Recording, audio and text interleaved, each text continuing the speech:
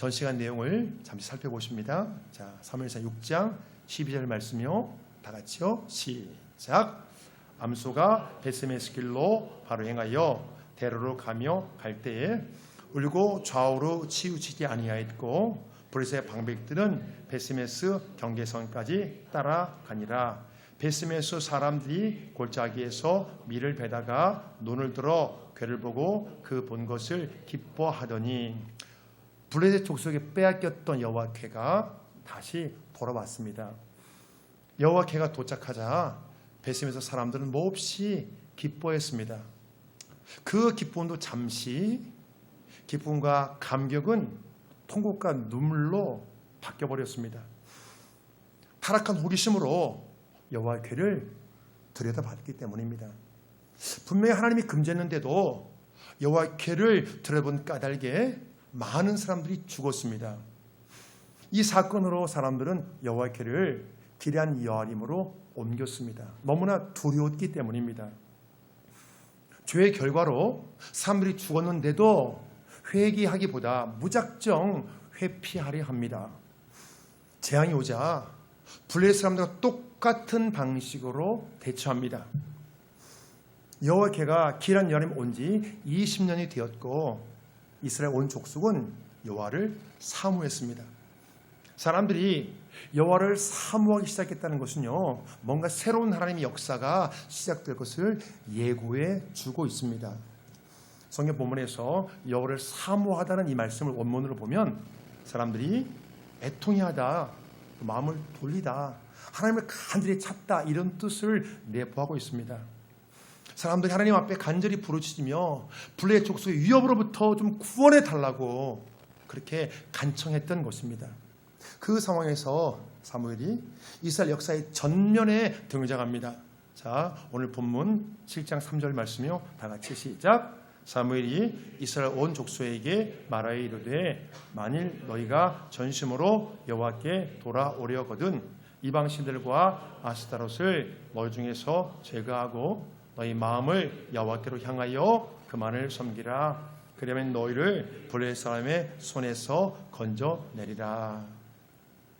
성경 본문에서 이스라엘 사람들은 블레셋 사람들의 압제로 신음하고 있습니다. 그 상황에서 사람은 드디어 하나님을 찾기 시작했습니다. 현실이 너무 힘드니까 하나님을 찾을 수밖에 없습니다. 어쩔 수가 없습니다. 현실이 너무너무 힘드니까 하나님을 찾기 시작했던 거예요. 바로 그때 사무엘이 이스라엘 역사 전면에 등장해서 백성들에게 말합니다. 너희가 전심으로 여호와께 돌아오려거든 첫째로 이방신과 아스타롯을 너희 중에 제하여 버리고 둘째로 너희 마음을 여호와께로 향하여 여호와만 섬기라. 이방 우상을 너희 중에 제거하고 너희 마음을 여호와께로 향하여 여호와만 섬기라는 것입니다. 자, 사무엘이 가장 먼저 말한 것이 무엇입니까? 뭘 먼저 말했죠? 너희가 전심으로 여호와께 돌아오려거든 이방신과 아스타롯을 제거하라는 거예요. 우상을 너희 중에서 제거하라는 것입니다. 이 당시 이스라엘 사람들은요, 가나안 땅의 대표적인 우상이었던 바알과 아스타롯을 섬겼습니다. 사람들이 이 이방 우상에 푹 빠진 이유가 있습니다. 바알 우상을 섬기고 또 바알의 분이었던 아스타롯을 섬기면 이 우상들이 풍요의 복을 가져다 준다고 믿었기 때문이에요. 자, 실제로 블레셋 사람들이 잘 살았고 모든 것이 더 발달했습니다. 이스라엘 사람이 가만히 보니까 가나안 땅의 사람들이 더 잘 살기 때문에 나도 잘 살려면 뭘 해야 되겠죠? 이방 우상을 섬겨야 된다고 생각했던 것입니다.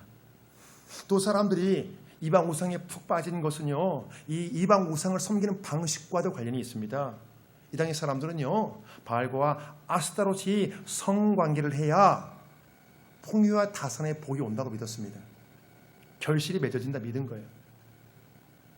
사람들은 바알과 아스타롯 우상을 자극할 방법으로 신전의 창기들과 여사제라 불리는 신전의 창기들과 성관계를 했습니다. 이 사람들이 생각하는 이 행위는 음란이 아닌 여러분 중요한 종교 행사였어요. 중요한 의식이었어요. 이게 인간의 육체적 욕망이 교묘하기에 신앙과 결부된 것입니다. 참 무서운 사실은요, 이스라엘 사람들이 하나님을 섬기면서 동시에 우상을 섬겼다는 겁니다. 동시에. 실제의 삶은 바알과 아스타로트에 갇히거나 살면서 형식적으로만 하나님을 섬겼습니다. 사람들은 중요한 상황에서 바알과 아스타로트의 가치관으로 모든 것을 여러분 결정했습니다. 교양이나 형식으로 우상을 섬긴 것이 아니라 실제로 더 나은 삶을 위해 실제로 우상을 섬겼습니다. 이 우상을 섬겨야 이 땅에서 더 풍요롭게 살 수 있다고 믿었기 때문입니다. 여러분, 이게 완전히 우리와 별개의 문제 같죠? 한번 여러분 가만히 살펴보세요. 우리하고 굉장히 여러분 관계가 있는 문제입니다. 이 상황에서 사무엘이 사람들 향해 선포합니다. 너희가 전심으로 여호와께 돌아오려거든 너희 중에 있는 우상을 제거하라. 정말로 여호와께 돌아오려거든 우상과 관련된 삶의 방식을 제거하라는 것입니다. 사람들이 우상을 섬기는 이 문제라면 간단하지 않습니다. 단순히 생각과 마음의 차원이 아닌 전 인격과 삶으로 우상을 섬겼습니다. 삶의 중심에 우상 숭배가 있었어요. 그래서 여호와께 돌아오려면 잘못된 삶의 방식을 제거하라는 것입니다. 잘못된 삶의 방식을 제거하는 것이 바로 우상을 제거하는 것이기 때문입니다. 여러분, 우리가 성경을 보면요, 구약 성경 내내 이스라엘과 북이스라엘과 남유다 망할 때까지 계속 우상을 섬겼거든요. 여러분, 이 문제가 간단치 않은 문제예요. 왜 그런 거 아니? 우상을 섬겨야 더 풍요롭게 살 수 있을 생각하는 거예요. 마음에서 풍요롭게 살고 싶은 욕망을 버리지 못하니까 계속 우상을 섬겼던 거예요. 여러분, 이게 간단한 문제가 아닙니다. 그래서 하나님께서 원하시는 것은요, 우상을 제거하는 것, 잘못된 삶의 방식을 여러분 제거하는 것입니다. 여러분, 그렇습니다. 진정한 회개는요, 잘못된 삶의 방식이 여러분 제거되는 거예요. 아, 내가 이 문제가 잘못했구나. 여러분, 그게 시인하고 깨달아지는 건 회개가 아니고 그 삶의 방식이 바뀌어야 돼요. 잘못된 걸 하지 않아 여러분 진정한 회개가 된다는 것입니다. 잘못된 방식이 여러분 계속되는 한 여러분 회개가 아직 없는 거예요. 회개를 제대로 회개를 못하는 거예요. 진실을 뉘우침으로 나의 죄악이 제거되는 것, 나의 죄악을 제거하는 것이 여러분 진실한 회개인 것입니다. 사람들이 우상을 섬긴 이유는 분명합니다. 이 땅에서 더 풍요롭게 살고 더 잘 살기 위해 여러분 우상을 섬겼습니다. 문제는요, 더 잘 살기 위해 우상을 섬겼는데 블레셋 족속의 압제로 인해 더 많은 고통과 더 많은 괴로움을 여러분 당했다는 거예요. 사람들이 괴로움을 계속 당한 이유는 더 잘 살기 위해 우상을 섬기는 것을 하나님이 원치 않았기 때문입니다. 자, 이스라엘 백성들 하나님이 도와주셔야 되거든요. 항상 전쟁에 승리, 하나님이 도와주셔야 승리했어요. 근데 하나님이 도와주지 않는 거예요. 계속 우상을 섬기고 계속 죄악 중에 있어요. 하나님 그들이 놓아두신 거예요. 근데 계속 고통을 당하고 있는 거예요. 그래서 사무엘이 말했습니다. 너희 마음을 여호와께 향하여 여호와만 섬기라. 그리하면 너희를 블레셋 손에서 건져내시리라. 사실 하나님이 보실 때는요, 블레셋 압제에서 이스라엘 사람들 구원해 주시는 거 여러분 정말 간단한 거예요. 내가 볼 때는 불가능하지만 하나님 여러분 정말 간단하신 거예요. 정말 손쉬운 문제지만 고통과 괴로움과 이 백성을 여러분 그냥 놓아두셨습니다. 왜? 계속 죄악 가운데 있으니까. 사람들의 입장에서는요, 사람들은 뭘 원하죠? 구원을 위해서는 하나님을 섬기고 또 이 땅에서 풍요로운 삶을 위해서는 여러분 우상을 섬기길 원했습니다. 구원도 포기할 수 없고 이 땅에서 풍요로운 삶도 여러분 포기할 수 없었던 거예요. 사람의 욕심은 한 손에는 구원을 움켜쥐고 싶고 여러분 또 다른 손에는 욕심의 풍요를 움켜쥐고 싶습니다.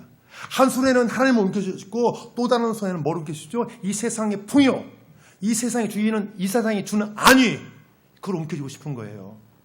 그 문제에 대해서 주님이 이렇게 말씀합니다. 자, 마태복음 6장 24절 말씀. 자, 시작. 한 사람이 두 주인을 겸하여 섬기지 못할 것이니 혹은 이를 미워하고 저를 사랑하거나 혹은 이를 중히 여기고 저를 경히 여김이라. 너희가 하나님과 재물을 겸하여 섬기지 못하느니라. 사람은 한 손에 하나님을 쥐고 싶고 한 손에 이 세상의 풍요, 한 손에는 재물을 쥐고 싶어 하지만 주님은 뭐라고 말씀하십니까? 하나님과 재물을 겸하여 섬길 수 없다고 말씀합니다. 사랑하는 여러분, 이 말씀을 그냥 쉽게 생각하시면 안 돼요. 주님은 분명히 한 사람이 두 주인을 섬길 수 없다고 말씀하는데 사람들은요, 두두인 섬기는 문제를 너무나 가볍게 생각합니다. 다들 그렇게 살지 않나? 사랑하는 여러분, 이거 굉장히 무서운 문제예요. 아니, 다들 그렇게 살지 않나? 만약에 우리 마음속에 이런 생각이 들고 자기 합리화가 된다면 여러분, 이건 굉장히 무서운 사실입니다. 하나님은 두두이 섬길 수 없다는 말이에요. 하나님과 재물을 섬길 수 없대요. 그건 뭐와 똑같냐? 하나님 우상을 섬기랑 똑같아요. 하나님 보시는 거예요. 이 시대에 많은 사람들이 하나님을 섬기지만 오직 하나님만 섬기는 사람 마치 여러분 천연 기념물처럼 귀합니다. 오직 하나님만 섬기는 것이 시대에 뒤떨어지고 마치 융통수 없는 사람처럼 취급받을 때도 있습니다. 어떻게 하나님만 섬겨? 적당히 이렇게 해야지. 만약에 그런 마음이 우리 마음속에 든다면 여러분, 이건 굉장히 무서운 거예요. 이스라엘과 똑같은 거예요. 하나님 우상 섬기면서 어떻게 하나님만 섬겨? 적당히 이렇게 해야지. 그거랑 똑같은 거예요. 지금 우리가 물질 만능주의 시대에 여러분 우리가 살고 있습니다. 수많은 사람들 육신의 풍요에 여러분 최고의 가치를 두고 살아갑니다. 사실 정도의 차이만 있을 뿐 그 어떤 시대나 사람들은요 여러분 물질 만능주의 가치관에 사로잡혀 있었습니다. 어떤 시대는 그래요. 여러분 잘 기억하세요. 둘 중에 하나다니까요. 하나님이냐 돈이냐. 여러분 돈이 신처럼 그렇게 작용합니다. 그래서 그래서 주님 말씀하실 때 하나님과 재물을 동급으로 비교하잖아요. 왜? 재물이 신이 되니까. 재물이 하나님 자리를 차지하니까.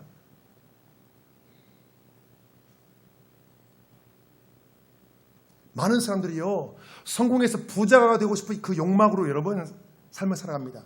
내가 부자가 되고 싶은 욕망, 그 욕망이 여러분 삶의 큰 원동력이 되고 있어요. 사랑하는 여러분, 우리의 삶의 원동력은 무엇입니까? 뭘 생각하면 내가 엄청나게 막 열심히 일하고 싶은 힘이 나십니까? 삶의 원동력이 여러분 무엇입니까? 세상 사람이 볼 때 부자가 되고 싶은 욕망이 삶의 원동력이 이건 여러분 너무 당연하지만 성경은요 부자가 되고 싶은 욕망이 삶의 원동력이 되는 것을 여러분 권하고 있지 않아요. 성경은 그걸 권하지 않습니다. 그 대신 사도 바울은요 자족하는 마음으로 살라고 말씀합니다. 자, 디모데전서 6장 6절 말씀이요. 시작. 그러나 자족하는 마음이 있으면 경건은 큰 이익이 되니라.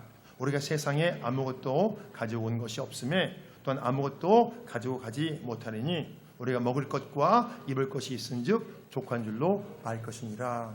성경에서 말씀하는 여러분 자족하는 마음은 이 육신의 풍요보다 하나님께 소망을 두고 사는 걸 말합니다. 하나님께 소망을 두고 사는 것. 이 땅에 더 잘 살며 더 좋은 것을 누리는 것에 지나친 관심을 두지 말라는 거예요. 지나친 관심. 우리가 관심이 전혀 가지 않을 수는 없죠. 하나님께서 주신 것들을 누려야 되죠. 그렇지만 성경 말씀하는 건 여러분 지나친 관심 거기에 목숨 걸지 말라는 거예요. 육신의 만족에 집착하기보다 하나님이 주시는 영적인 풍성함을 덜 즐기라는 거예요. 영적인 풍성함. 여러분 뭐가 영적인 풍성함이죠? 영적인 풍성함. 하나님이 주시는 것들, 하나님이 주시는 평안, 하나님이 주시는 기쁨, 하나님이 주시는 감사, 하나님을 통해서 내 속사람이 변화되는 거, 내 영적으로 성장하는 거, 내 악한 습관이 끊어지는 거, 여러분 너무 좋잖아 이런 것들이요. 이런 것을 더 즐기라는 거예요. 어제보다 오늘에 내가 여러분 더 발전했으면 여러분 기분 좋지 않나요? 내가 얼마 전에 그 문제 힘들었는데 오늘 보니까 그 문제가 아주 가볍게 처리돼요. 야, 그럼 내가 성장했고 그러면 기분 좋잖아요. 이런 것도 즐기라는 거예요. 영적인 풍성함. 한번 가만히 생각해 보십시오. 이 하나님이 주신 이 좋은 영적인 풍성함을 방해하는 것 중에 가장 대표적인 것이 여러분 이 땅에 집착하는 마음이에요. 이 땅의 것들에 집착하는 마음. 이 땅의 것들에 집착하잖아요. 그러면 여러분 영적인 풍성함은 눈에 들어오지 않아요. 그냥. 이 땅의 것들 너무 집착하면 신앙의 대상이 하나님마저 내 욕심을 채우기 위한 도구로 여러분 전락시켜버립니다. 이 땅의 것들에 집착하는 순간 영적인 풍성함이 확 사라지고 영적으로 빈곤해져요. 마음이 얼마나 빈곤해지는가 몰라요. 그래서 바울은 자족하는 마음이 있으면 경건은 큰 이익이 된다고 말씀하는 거예요. 자족하는 마음이 있어야 영적으로 여러분 풍성해진다는 거예요. 영적으로 풍성해지는 거예요. 내가 자족하는 마음 있잖아요. 그러면 하나님이 주신 영적인 풍성함이 여러분 그게 쫙 눈에 들어오면 그래서 여러분 감사가 나오죠. 그냥 감사가 절로 나오죠. 성경 우리가 이 세상에 여러분 빈손으로 왔다가 여러분 빈손으로 간다고 말씀합니다. 사실 그것을 자주 말씀해요. 성경은 자주 나옵니다. 그 말씀 그런 내용들이 다른 표현으로. 주님이 마태복음 6장에서 말씀하시잖아요. 재물을 하늘에 쌓아라. 이 땅에 쌓아놓으면 없어진다. 하늘에 쌓아라. 그건 없어지지 않는다. 빈수로 왔다가 또 빈수로 간다는 거죠. 간다는 이 말씀 속에 인생에 여러분 중요한 원리가 담겨져 있습니다. 정말 중요한 원리. 하나님이 매일 공급해 주시는 먹을 것과 입을 것이 있으면 그걸로 족한 줄로 알고 여러분 감사라는 거예요. 이 말씀은요, 여러분 가난과 빈곤을 미덕으로 삼는 것이 아니라 육신의 풍요에 너무 집착하지 말고 자족하는 마음으로 살라는 것입니다. 여러분 우리가 자족하는 마음이 있잖아요. 그럼 여러분 나머지는 다 덤인 거예요. 다 감사하는 거예요. 그냥 오늘 먹을 거 입을 거 있으면 좋은데 여러분 우리가 그것만 있는 것이 아니잖아요. 또 다른 게 좋은 것들이 많잖아요. 그러면 다 감사한 거예요. 그냥. 바울이 자족하는 마음을 강조하는 것은요, 사람들이 부활하는 그 마음 때문에 시험과 올무에 걸려들기 때문이에요. 여러분 부활하는 그 마음 때문에 얼마나 많은 사람이 시험과 올무에 걸리는지 몰라요. 자, 그 말씀 보실까요? 9절 말씀 시작. 부활하는 자들은 시험과 올무와 여러 가지 어리석고 해로운 욕심에 떨어지라니 곧 사람으로 파멸과 멸망에 빠지게 하는 것이라. 성경에서 특별히 많이 다룬 것이 여러분 재물에 관한 문제입니다. 굉장히 많이 나와요. 재물에 관한 얘기가. 그 이유는 재물에 관한 문제로 많은 사람들이 시험과 올무에 빠져들기 때문이에요. 여러분 재물에 관한 문제가 바르게 정리되지 못하면 여러분 신앙이 정리가 되지 않습니다. 신앙이 정리가 안 되는 거예요. 왜? 이 땅에 사는 동안 재물이 가장 중요하기 때문에 이 땅에 사는 동안 가장 중요한 이 재물 문제가 정리되지 않으면 여러분 신앙이 정리가 안 됩니다. 한 사람의 신앙은 재물의 문제를 다루는 것과 깊은 관련이 있습니다. 우리의 모든 것을 단번에 확 흔들 수 있는 것이 뭐냐 여러분 재물 문제예요. 한번 생각해 보세요. 재물의 시험이 오잖아요. 여러분 완전히 삶이 다 그냥 요동쳐 버립니다. 가만히 보세요. 한번 내가 어디에 가장 흔들리는가, 확 요동치는가, 우리 가정이 뭐에 휘청거리는가. 여러분 가만히 보세요. 재물 문제 오잖아요. 재물 시험 오잖아요. 완전히 그냥 요동치는 거예요. 가정이. 그 사람의 재물관이 결국 여러분 그 사람의 신앙을 결정하는 걸 보게 됩니다. 그래서 신앙의 최고수인 바울은 이 땅에서 자족하는 마음으로 살라고 권면하는 거예요. 여러분 바울이 최고수잖아요. 신앙이. 예수님 다음이잖아요. 네. 신앙의 최고수. 자족하는 마음 살라. 왜? 그게 우리의 신앙을 지키고 영성을 지키는데 너무너무 중요하니까. 지금도 많은 사람들이 여러분 신앙에 혼란을 겪는 문제가 바로 이거예요. 아니 내가 이 땅에 더 풍요롭게 살고 싶어. 하나님을 잘 믿고 잘 섬겼는데 열심히 신앙을 했는데 내 기나끔 풀리지 않는 거예요. 만약 우리 신앙의 기초가 여러분 기복신앙 여기에 여러분 바탕을 두고 있으면 언제 이런 신앙의 갈등을 또다시 겪게 될지 모릅니다. 기복신앙이 여러분 갈등이 오는 거예요. 조금 괜찮아지면 좋았다가 안 괜찮으면 힘들었다가 괜찮아지면 좋았다가 안 괜찮아 힘들었다가. 근데 우리 여러분 삶을 보세요. 계속 좋은 적 있었나요? 언제? 그러니까 계속 요동치는 거예요. 경제의 사정이 좀 좋아지면 좋았다가 힘들면 힘들었다가. 기복신앙 여러분. 기복신앙 여러분 정말 조심해야 돼요. 우리 한국 사람은 여러분 옛날에 기복신앙을 바탕으로 했거든요. 그게 우리 밑에 깔렸어요 여러분. 그래서 예수 믿고 뭐라고 했죠? 복 받으세요 이렇게 했잖아요. 전도할 때 여러분 그게 했던 말이었어요. 예수 믿고 복 받으세요. 이게 우리 한국 사람이 복을 참 좋아하거든요. 네. 물론 여러분 복을 구하셔야 돼요. 하나님 복 구하세요. 복 구하세요. 그런데 그게 신앙생활의 첫째가 되면 안 된다는 거예요. 그 복을 구하는 것이. 그렇습니다. 물론 하나님의 마음만 먹으시면 여러분 그 누구든지 하나님 부하게 만들어 줄 수 있어요. 그래서 하나님이 잠언을 통해서 부귀가 내게 있고 장구한 재물도 내게 있다고 말씀합니다. 자, 잠언 8장 18절로 시작. 부귀가 내게 있고 장구한 재물과 공의도 그러하니라. 이 말씀에서 여러분 장구한 재물은 여러분 영구히 계속 되는 그런 재물을 말합니다. 부자가 3대가 못 간다고 하잖아요. 네. 근데 그런 거 말고 계속 이어서 계속 재물이 쌓여지는 거. 장구한 재물. 그것도 하나님 손에 달려 있대요. 지금 이 시대도 하나님은 여러분 부하게 만들어주실 사람을 찾고 계세요. 내가 누구를 부하게 해줄까 하나님 찾고 계십니다. 왜 찾고 계실까요? 하나님께서 부하게 할 사람을 여러분 찾고 계신다니까요. 왜죠? 재물에 집착하지 않고 하나님이 말씀하시는 곳에 기꺼이 그 재물을 흘려보낼 수 있는 그 사람을 찾고 계세요. 여러분 쉽게 말해서 여러분 배달 사고 안 낼 사람 찾고 계신다니까요. 결코 그 재물 때문에 수장과 올무에 빠지지 않을 사람 여러분 찾고 계세요. 여러분 하나님 우리를 여러분 부하게 해주시기 원하시에요. 성경을 봐보세요. 아브라함 여러분 굉장히 부자였잖아요. 야곱도 부자였잖아요. 이삭도 부자였잖아요. 여러분 믿음의 조상이 다 부자였다니까요. 다윗도 부자였고 솔로몬도 부자였고 하나님은 우리를 여러분 부하게 해주시기 원하세요. 그런데 그 이유가 있죠. 하나님이 원하시는 곳에 흘려보내라고. 그래 너희들 마음껏 써. 마음껏 누려. 내가 준 거 누려. 그리고 누리고 그 다음에 남는 걸 통해서 흘려보내라는 거예요. 어디에? 하나님께서 원하시는 곳에. 여러분 그건 교회도 마찬가지예요. 교회도 여러분 많이 흘려보내야 됩니다. 교회도 많이 흘려보내야 돼요.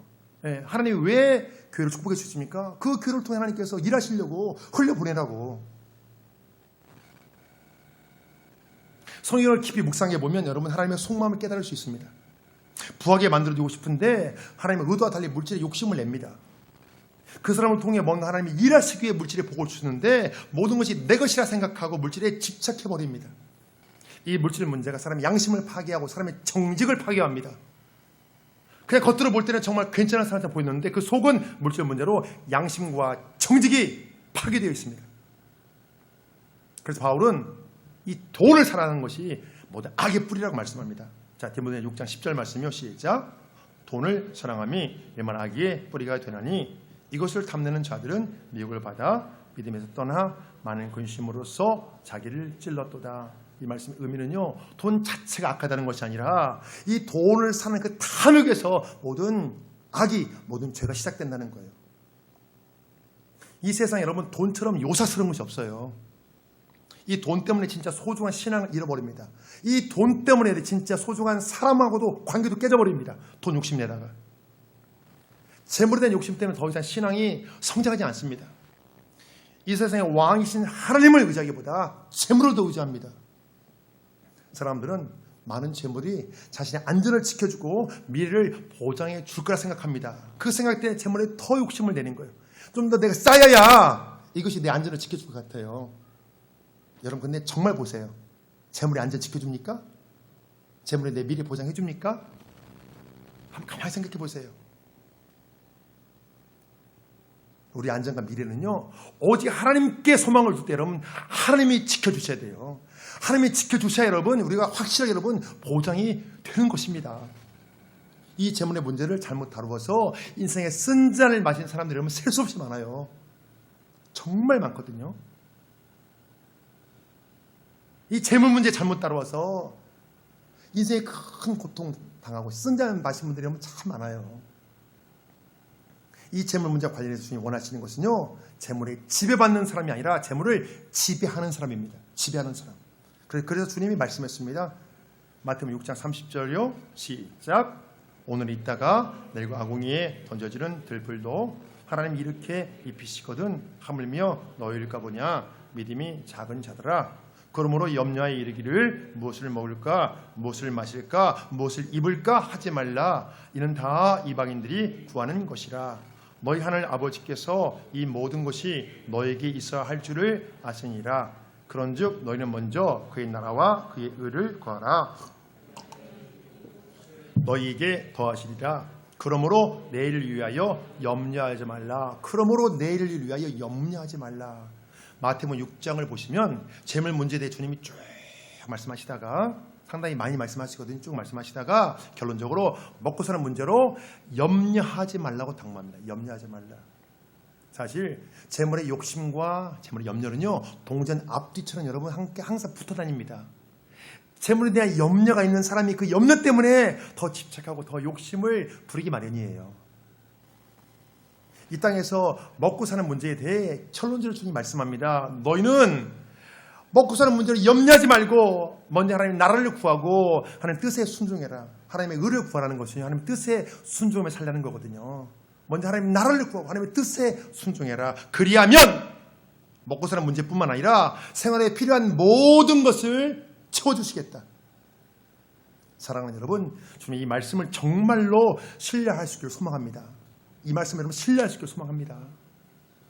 이 말씀의 내용은요, 평범한 사람들에게 주님 말씀하신 것이 아니라 제자들을 따로 모아놓고 말씀하신 거예요. 여러분, 제자들에게 말씀하신 거예요. 이 말씀은요, 무리에게 말씀하신 게 아닙니다. 그 당시 주님을 따르는 무리가 많았지만 극히 소수의 사람만 여러분 주님의 제자가 되었습니다. 만약 이 말씀이 정말로 믿어지고 내가 정말 아멘을 받아들이면 우리는 여러분 주님의 제자인 거예요. 그런데 만일 이 말씀이 아직 믿어지지 않고 받아들이지 않는다면 우리는 여러분 무리인 거예요. 무리 중에 한 사람인 거예요. 근데 주님은 우리가 여러분 제자가 되길 원하십니다. 제자가 되길 원하셔요. 이것을 보면 여러분 주님의 제자가 된다는 것은 넓은 길이 아니라 여러분 좁은 길입니다. 소수가 제자가 됐거든요. 그래서 이 은혜, 이 복, 먼저 그의 나라와 의를 구하면 필요한 모든 것을 채워주시겠다. 이 은혜는요, 여러분 소수의 사람만 누립니다. 모두가 다 누리는 게 아니에요. 이건 소수의 사람이 누리는 것입니다. 마찬가지로 이 시대도 하나님을 믿는 사람은 많지만 오직 하나님만 믿는 사람은 너무 적습니다. 그래서 오직 하나님만 믿는 사람이 한편으로 여러분 유별나게 느껴지기도 해요. 뭐 그렇게 믿어야 돼? 뭐 그렇게까지 해야 돼? 자, 주님이 마태복음에서 너희는 먼저 그의 나라와 그의 의를 구하라. 그리하면 이 모든 것을 너에게 더하시리라. 이렇게 말씀하신 것처럼 오늘 성경 본문에서 사무엘이 말했습니다. 너희 마음을 여호와께로 향하여 여호와만을 섬기라. 그리하면 너희를 블레셋 사람의 손에서 건져내시리라. 너희가 여호와만 섬기면, 그리하면 너희를 구원해 주시겠다는 것입니다. 여러분, 이 구원은 여러분 인생의 문제를 해결해 주신다는 거예요. 이 말씀 여러분 순서가 중요해요. 순서가 내 인생의 문제가 풀리는 것이 먼저가 아니라 마음을 하나님께 향하여 오직 하나님을 섬기는 것이 더 먼저입니다. 내 인생의 문제가 풀리는 것이 아니라 내 마음에 우상을 제거하고 하나님을 섬기는 게, 오직 하나님만 섬기는 게 여러분 더 먼저인 것입니다. 근데 우리는 어떻게 하죠? 우상 그대로 둔 채 하나님 저를 구원해 주옵소서, 인생을 해결해 주옵소서. 그래서 여러분 그게 안 되는 거예요. 순서가 잘못됐어. 여러분 이 순서가 굉장히 중요합니다. 이 순서는 누가 정했죠? 하나님이 정하셔서 이 순서는 하나님이 정하셨습니다. 우리가 인생의 문제를 정말 풀고 싶다면 여러분 이 순서를 잘 따라야 됩니다. 내가 아무리 때를 써도 여러분 해가 여러분 서쪽에서 안 떠요. 동해 뜨잖아요. 여러분 서쪽에서 아무리 해 뜨라고 해도 해 뜨지 않습니다. 동쪽에 뜨거든요. 해를 쬐게 여러분 동쪽으로 향하야 돼요. 마찬가지로 인생의 문제가 정말 여러분 풀기를 원하세요? 정말로? 여러분 그러면 하나님의 순서를 따라야 돼요. 하나님 뭐라고 말씀하시는가? 내가 원하는 것만 생각하기보다 여러분 먼저 하나님 말씀을 따라야 됩니다. 나는 비록 내 인생의 문제를 못 풀어도 여러분 하나님은 능히 풀 수 있잖아요. 그래서 인생 이 순서를 따라야 돼요. 우리가 만일 뭔가 인생에 뭔가 힘들고 순서가 뭔가 이렇게 뒤죽박죽 힘들다면 여러분 이 순서가 잘못되는 거예요. 이 순서. 아니면 우상을 제거하고 하나님만 섬기라. 그리하면 구원해 주겠다. 인생의 문제 해결해 주겠다는 거예요. 하나님께서. 그래서 오늘 성경 본문에서 너희가 오직 여호와만 섬기면 너희를 구원해 주시겠다. 이 말씀에 대해 사람들이 중대한 결단을 내립니다. 여러분. 자, 4절 말씀이요. 시작. 이에 이스라엘 자손이 바알과 아스타를 제거하고 여호와만 섬기니라. 한번 더 읽을까요? 시작. 이에 이스라엘 자손이 바알과 아스타를 제거하고 여호와만 섬기니라.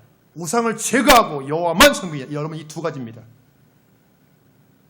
이 백성들이 하나님을 섬겼지만 문제는요, 이방 우상도 함께 섬겼습니다. 하나님과 재물을 양손에 준 거예요. 쉽게 말씀드리면 이 땅에 누리는 육신의 풍요함이 여러분 너무 좋았습니다. 육신의 안위가 너무 좋았어요.